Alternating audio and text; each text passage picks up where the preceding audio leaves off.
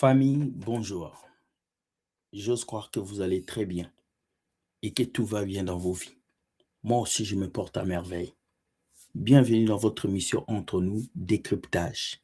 Vous nous envoyez des vidéos, nous commentons ces vidéos et nous donnons notre point de vue et ça vous aide aussi à comprendre. Ici, c'est chez vous. Like et partage. Et avant qu'on commence la vidéo, je vais te dire générique.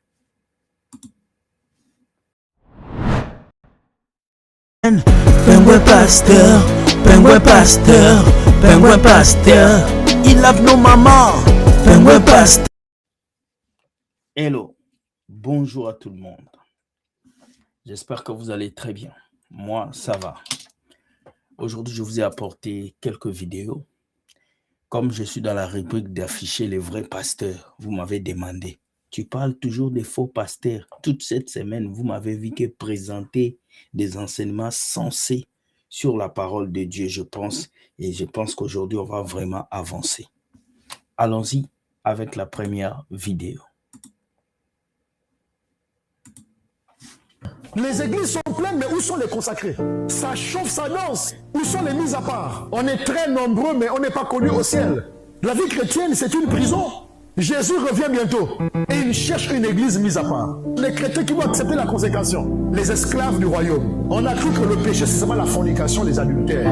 On a laissé la jalousie, l'hypocrisie, la méchanceté. Vous avez misé sur l'apparence, sur l'extérieur. Or, la vraie Je vous avais toujours dit que la vraie sainteté, ce n'est pas seulement fuir l'adultère. La vraie sainteté, ce n'est pas seulement fuir les insultes. La vraie sainteté, c'est aussi laisser l'hypocrisie, laisser la haine, la jalousie. Nos églises sont remplies, mais c'est rempli de qui? Est-ce que nos églises sont vraiment remplies des enfants de Dieu? Je ne pense pas. Nos églises sont remplies des chrétiens matérialistes, des chrétiens qui cherchent le mariage, la voiture, la maison. Nos églises sont remplies des chrétiens qui veulent être vus. Nos églises sont remplies des chrétiens qui cherchent la gloire de ce monde. Et ce pasteur a dit la vérité. J'aime beaucoup mon cher Rodolphe, sois béni là où tu es. Il a dit une vérité. Où sont les consacrés? Où sont les personnes que Dieu a appelées? Où sont les personnes qui servent Dieu avec réalité, avec cœur? Aujourd'hui, tout le monde veut être pasteur. Tout le monde veut aller à l'église pour prier. Mais la jalousie, on n'arrête pas. La haine, on n'arrête pas. Tu entres dans une église, tout le monde te dit, sois béni. Sois béni.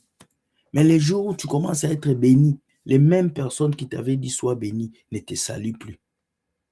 C'est triste.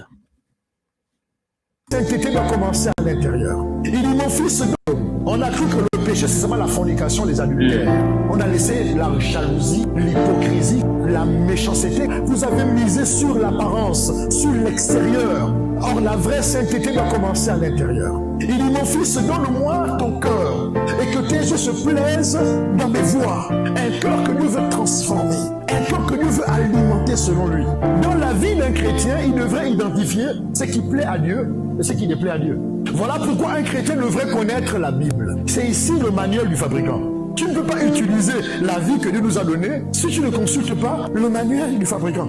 Dieu nous a laissé sa parole. La sainteté, c'est pas seulement ne pas pécher. La sainteté, c'est au-delà de ça. C'est vivre pour lui. Donc ne pensons pas que la vie chrétienne, c'est une vie libre. C'est une vie conditionnée. Dieu va te priver de ta liberté de vivre comme tu veux dans le péché. Ta liberté de penser selon toi. Vanité de vanité, tout est vanité. Que Dieu nous aide. Lorsque tu donnes ta vie à Jésus, tu dis à Jésus, je ne m'appartiens plus. Je t'appartiens. Prends-moi, fais de moi ce que tu veux. Ça veut dire qu'il y a des situations qui arriveront dans ta vie que tu n'as pas voulu. Il y a des personnes qui quitteront ta vie, mais tu voulais les garder. Il y a des épreuves que tu traverseras, mais tu vas regretter. Mais Dieu veut que tu passes par là. Souvent, il y a des chrétiens qui disent qu'ils acceptent le Seigneur. Seigneur, prends ma vie.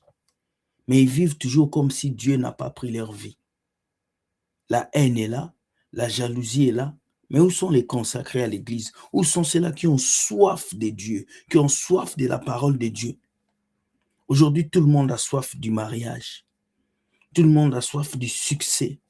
Tout le monde a soif de l'élévation. Qui a soif de Dieu? Qui a soif de la présence de Dieu?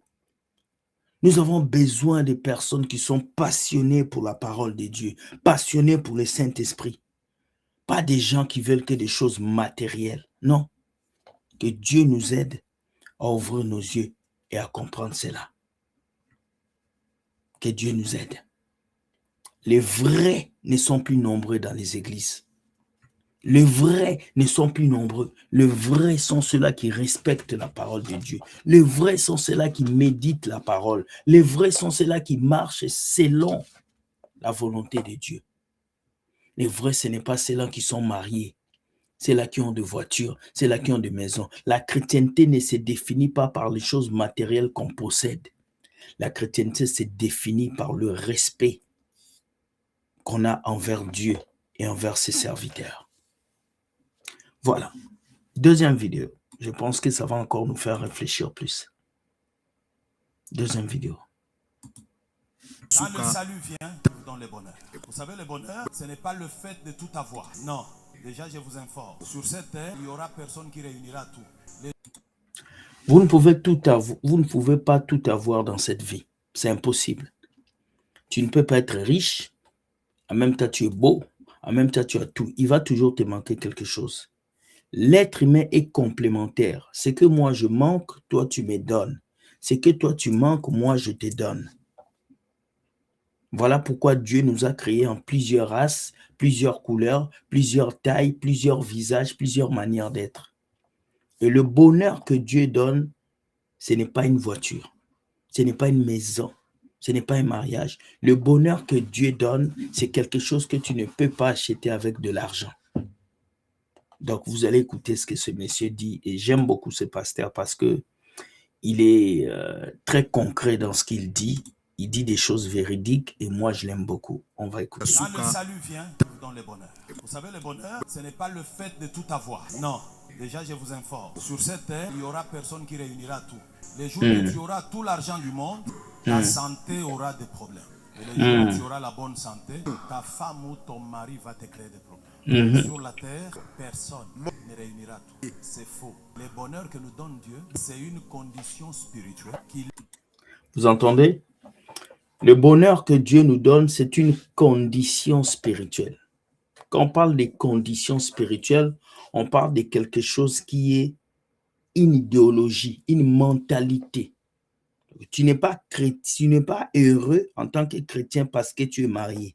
Tu n'es pas heureux en tant que chrétien parce que tu as un travail. Tu es d'abord heureux en tant que chrétien parce que tu es dans une condition du bonheur. Et cette condition ne dépend pas d'argent. Ça ne dépend pas de ce monde, mais ça dépend de la réalisation et de la mentalité que tu as de Dieu. Lie notre vie à Dieu. Tant que Dieu verra tout, c'est faux. Le bonheur que nous donne Dieu, c'est une condition spirituelle qui lie notre vie à Dieu. Tant que Dieu vit, je vais vivre. Tant que Dieu est là, voilà. Je suis là. C'est ça le bonheur. Yes. J'entre dans la maison, il n'y a rien du tout. Aucun sou. Je rentre en moi-même, je réalise Dieu là, cela suffit pour que je sois. C'est ça le vrai bonheur. Le vrai bonheur, c'est tu manques de tout, mais tu es heureux. Tu as une maladie qui te détruit, mais tu souris. Tu as faim, tu veux manger, mais tu es heureux. Le vrai bonheur, ce n'est pas la richesse de ce monde. Ce n'est pas un gros salaire, ce n'est pas une grosse maison. Ce monde nous a détruits. Ce monde nous a appris à voir le bonheur comme le matériel. La Bible dit, la bénédiction de Dieu enrichit. Ça ne s'est fait d'aucun chagrin. Vous savez, je vis dans un pays très riche qui est le Canada. Les gens ont tout, des voitures, des maisons, tout. Mais ils sont toujours malheureux parce qu'ils n'ont pas ce bonheur qui est Jésus. Les gens ont des millions, ils ont tout ce qu'il faut. Le gouvernement a tout mis en place pour que le peuple vive. Mais ils sont toujours malheureux. Et quand tu vas aller dans un autre pays, tu entres, tu vois des gens qui n'ont rien, mais ils sont heureux. Ils n'ont pas de voiture, mais ils sont heureux. Parce que le bonheur ne dépend pas du matériel. Le bonheur dépend de la paix que Dieu te donne. Il a dit, venez vers moi et je vous donnerai du repos. Vous tous qui souffrez, je vous donnerai le repos. Le repos de Dieu ne dépend pas du travail que tu as. Le repos de Dieu dépend de la paix du cœur que tu as. Je sois heureux. C'est une condition spirituelle. Et ce que je viens d'énumérer, il n'y a que Dieu qui le donne. Il n'y a que le salut qui le réalise. En dehors du salut, personne ne peut le donner. Alors, en dehors du salut, l'argent ne peut pas te donner le bonheur. La voiture ne peut pas te donner le bonheur. Non. Ton compte bancaire ne peut pas te donner le bonheur. Seul Dieu peut te donner ce bonheur. Voilà pourquoi vous voyez même les milliardaires, les gens les plus riches se détruisent. On peut te donner tout l'argent du monde, tu ne seras jamais heureux si tu n'as pas la paix du cœur, le repos que Dieu doit donner. C'est fort. Nous avons besoin de la vie équilibrée. Si tu es venu pour la première fois, le conseil que je vais te donner, c'est de commencer par recevoir le salut. C'est ça le point de départ. Maintenant, en dehors... Vous avez entendu. Recevoir d'abord le salut. C'est ça qui est primordial. Parce que si je te donne le mariage et que je ne te donne pas Christ, ça ne sert à rien. Si je te donne une voiture et que je ne te donne pas Jésus, ça ne sert à rien. Parce que si tu n'es plus dans ce monde, où ira ton âme? Du salut, c'est là qu'il y a les problèmes. Là, le salut, c'est ça le point de départ. Maintenant, en dehors du salut, c'est là qu'il y a les problèmes. Là, je ralentis la vie. On nous a enseigné, on nous a dit, si tu as reçu le salut, c'est tout, tu peux dormir, tu viens à l'église, tu fais des veillées et la manne va tomber du ciel. Tu as entendu? Et c'est comme ça que beaucoup de chrétiens vivent. J'ai reçu Jésus, tout est accompli. Dieu a tout fait pour moi. Mais vous avez oublié que les disciples étaient avec Jésus dans la barque, mais la tempête est quand même arrivée. La présence de Jésus dans la barque n'a pas empêché la tempête de venir.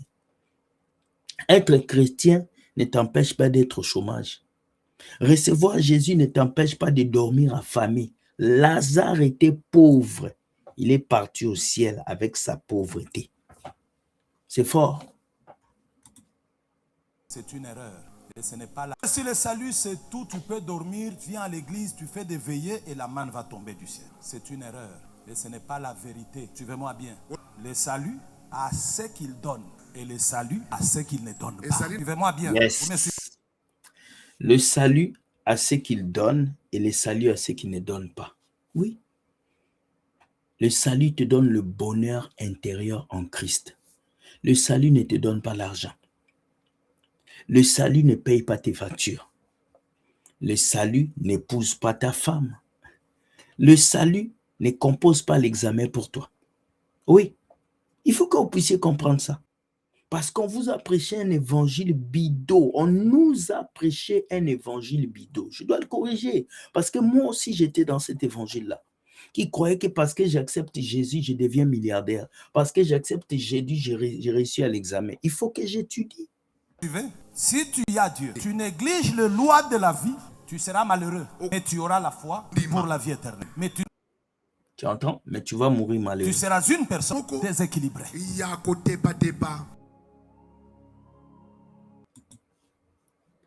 Vous avez compris?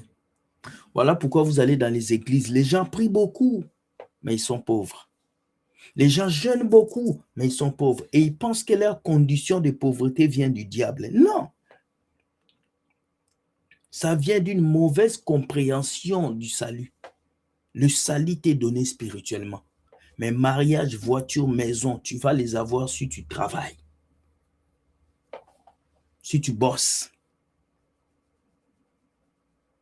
Voilà pourquoi les chrétiens qui prient du lundi au dimanche et qui me disent que le diable l'attaque, tu es un fou, tu es malade, il y a un problème. Chers amis, c'est ici que je finis la vidéo. Dites-moi ce que vous pensez de ces choses afin que nous puissions avancer. Soyez polis dans les commentaires et j'espère vous lire afin que je puisse constater ce que vous avez en tête par rapport aux vidéos. Merci de liker, de partager. Dieu gagne toujours. Bonne journée. Bye et bisous les amis.